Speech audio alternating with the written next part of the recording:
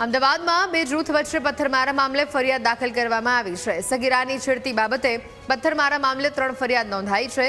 જુનેદા બાનુ ફરિયાદમાં 5 આરોપીની ધરપકડ કરવામાં આવી છે। 3 આરોપી જેલના હવાલે છે, જ્યારે 2 આરોપી રિમાન્ડ પર છે। હકીમ બબાણી, કુરબાન બબાણી, સાહિલ બબાણીની ધરપકડ કરવામાં આવી છે, જ્યારે રમઝાન બબાણી અને નિવૃત્ત બબાણીની ધરપકડ કરવામાં આવી છે। આરોપી હકીમ પાસેથી પોલીસે દેશી તમંચો પણ જપ્ત કર્યો છે। આરોપી હકીમ ગુનાહિત ઇતિહાસ પણ ધરાવે છે। વેજલપુર પોલીસે આ કેસની ઊંડાણપૂર્વકની તપાસ હાથ ધરી છે। આ ઘટનાને લઈને પોલીસ દ્વારા તપાસ કરવામાં આવી રહી છે। હાલ 3 આરોપીઓ જેલના સળિયા પાછળ છે, જ્યારે અન્ય 2 આરોપીઓ હાલ રિમાન્ડ પર છે। તેઓની વધુ પૂછપરછ પણ હાથ ધરવામાં આવી છે। મહત્વની વાત છે કે આરોપી હકીમ પાસેથી દેશી તમંચો પણ મળી આવ્યો છે, જેને લઈને પણ તપાસ કરવામાં આવી રહી છે। અન્ય ગુનાઓમાં પણ તે સંડોવાયેલો હોવાની વિગતો પ્રાપ્ત થઈ છે।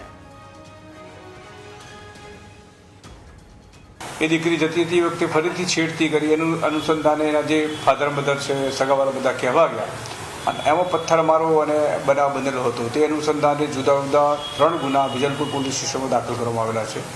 તે પૈકી જે કેસમાં જુનેદા બાનુ ઇમરાનભાઈ કરીને ફરિયાદી છે, એ કેસમાં 5 આરોપીની પોલીસે ધરપકડ કરી છે।